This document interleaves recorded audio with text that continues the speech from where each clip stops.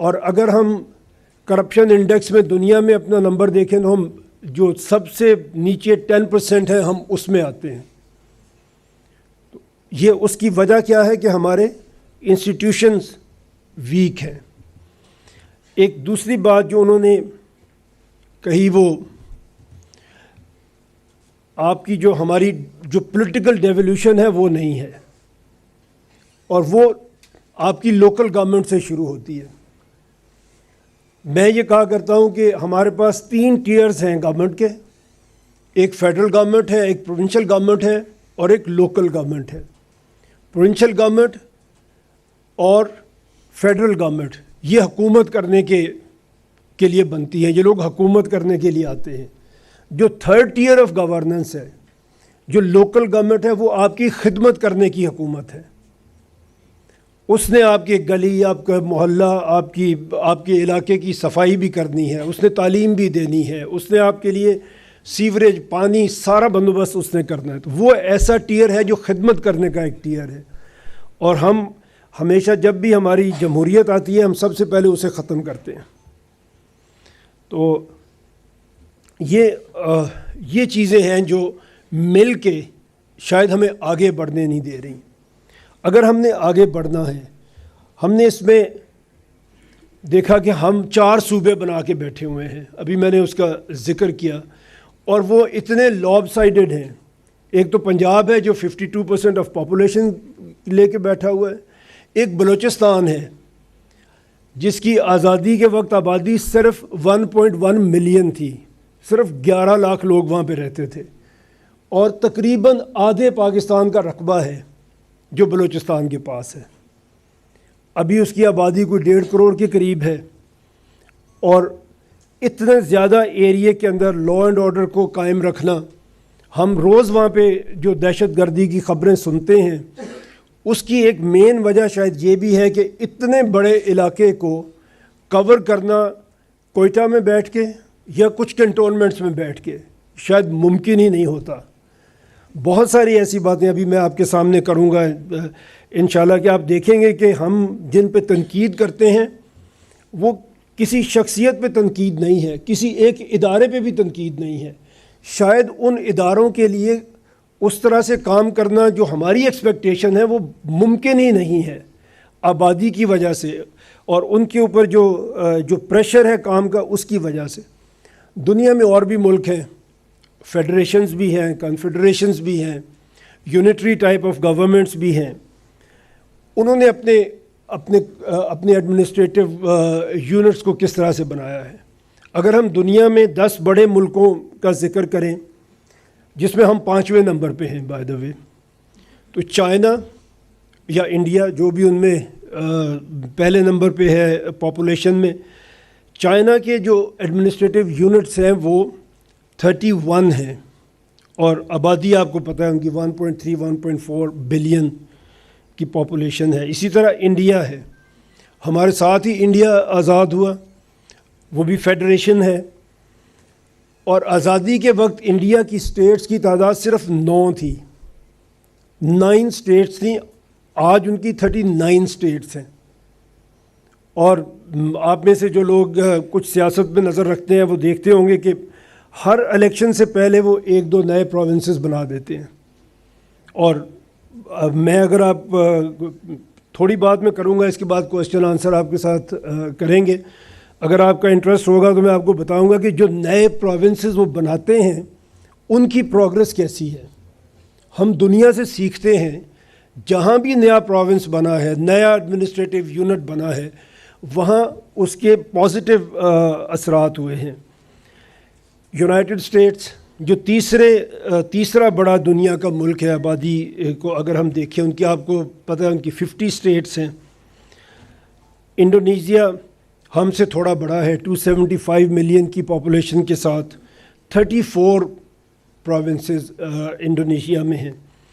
5ویں number پہ پاکستان ہے، 25 کروڑ کی آبادی ہے اور ہمارے 4 پروونسز ہیں، اور جیسے لاب سائڈڈ ہیں وہ میں نے آپ کو بتا دیا.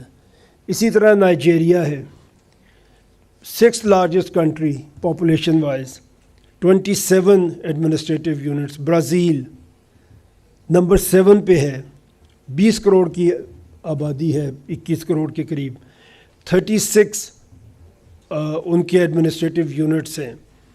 رشیا یہ ایک اچھی مثال ہے کہ رقبے میں رشیا بہت بڑا ملک ہے، آبادی ان کی 142 ملین ہے۔ انہوں نے اپنے آپ کو ڈیوائڈ کس طرح سے کیا ہے؟ They have 46 provinces, 22 republics within one country and 9 territories۔ یہ ان کے 70 سے بھی اوپر ان کے ایڈمنسٹریٹو یونٹس چلے جاتے ہیں، بیکاز ان کا رقبہ بہت زیادہ بڑا ہے۔ اس طرح میکسیکو ہے، نمبر 10 پہ آتا ہے، 130 ملین کی پاپولیشن ہے، 31 provinces ہیں۔ یہ ہے جو دنیا اپنے آپ کو کس طرح لے کے چل رہی ہے۔ اگر ہم اس کو دیکھیں، پنجاب، دنیا کے صرف 12 ملک ہیں جو پنجاب سے بڑے ہیں۔ اگر پنجاب ایک ملک ہو تو وہ 13واں بڑا ملک ہو دنیا کا۔ اسی طرح سندھ، 31 کنٹریز ہیں دنیا میں جو سندھ سے بڑے ہیں۔ تو اتنے بڑے ملک بھی نہیں ہیں جتنے بڑے ہمارے پاس صوبے ہیں۔ 41 کنٹریز ہیں جو خیبر پختونخوا سے زیادہ بڑے ہیں، 42nd لارجسٹ ملک ہو سکتا ہے۔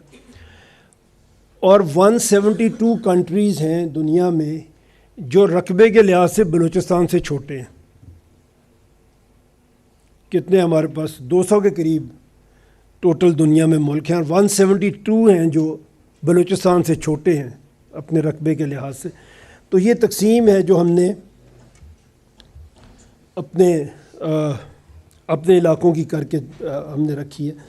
اب جب ہم یہ کام کرتے ہیں، جب ہم اپنے ایڈمنسٹریٹو یونٹس کو اس طرح سے نہیں بناتے جس طرح انہیں بننا چاہیے، تو پھر اس کے کچھ نتیجے نکلتے ہیں۔ گورننس ٹھیک نہیں ہو سکتی۔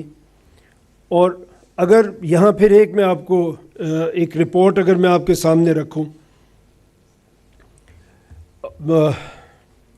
Sustainable development goals, S D Gs, اگر میں آپ کو بتاؤں دنیا میں جو UN کی جو اسٹڈی ہے اس میں پاکستان، انہوں نے 167 کنٹریز کا سروے کیا، اور ہم پاکستان اس میں 140th نمبر پہ ہے۔ میں نے آپ سے عرض کیا جتنے سروے آئیں گے آپ دیکھیں گے ہم لوور 10% میں کہیں نہ کہیں آ رہے ہوں گے، اور ہم سے پیچھے کون ہوگا؟ زیادہ تر وہ ملک ہوں گے جہاں پہ جنگ لگی ہوئی ہے، سوڈان ہوگا، دوسرے ایسے ملک ہوں گے جہاں پہ خانہ جنگی چل رہی ہے، وہ ہم سے پیچھے نظر آئیں گے۔ ہیومن ڈیولپمنٹ انڈیکس میں اگر آپ دیکھیں 193 کنٹریز کا سروے کیا گیا، 168 ہمارا نمبر ہے اس میں۔ رول آف لا انڈیکس ہے، 142 کنٹریز کا سروے ہوا اور ہم 129 نمبر پہ ہیں۔ گلوبل ہنگر انڈیکس، ہم ایک زرعی ملک ہیں، کہتے تو اپنے آپ کو ہم زرعی ملک ہیں، 127 کنٹریز کا سروے ہوا اور وی آر ایٹ 109 نمبر۔ بھوکے ہیں ہمارے لوگ، کھانا نہیں مل رہا ان کو۔ جو بچے جن کی سٹنٹڈ گروتھ ہو رہی ہے، 44% آف آر چلڈرن، آدھے بچے ہمارے سٹنٹنگ گروتھ کے اوپر ہیں۔ اور اس کا اگر مطلب آپ سمجھتے ہیں کہ ان کی مینٹل اور ان کی فزیکل گروتھ اس طرح سے ہوگی نہیں کہ وہ کل کو کوئی کام کر سکیں گے، ذمہ داری اٹھا سکیں گے، اس طرح کے بچے ہمارے پاس 44% ہیں۔ Out of school children 25 million ہے، اور اس میں ہم دنیا میں نمبر 1 ہیں۔ 25 کروڑ کے ملک میں 2.5 کروڑ ایسے بچے ہیں جن کو اسکول میں ہونا چاہیے اور وہ اسکول نہیں جا رہے، اور یہ تعداد ہر سال بڑھ رہی ہے۔ 44% جن کو نیوٹریشن نہیں مل رہی پراپر، 25 ملین جو اسکول نہیں جا رہے۔ اگر انہی دو فگرز کو ہم دیکھیں تو ہم آج نہیں اپنا 20 سال بعد کا مستقبل بھی خراب کر کے بیٹھے ہوئے ہیں۔ نہ صرف آج، 20 سال بعد بھی ہم آگے نہیں بڑھ سکیں گے۔ اور آپ لوگ جو 15 سال کے بعد، 20 سال کے بعد اپنے کریئر کی پیک پہ ہوں گے، یہ آپ کے پاؤں کی سب سے بڑی بیڑی ہوگی جو آپ کو آگے بڑھنے نہیں دے گی۔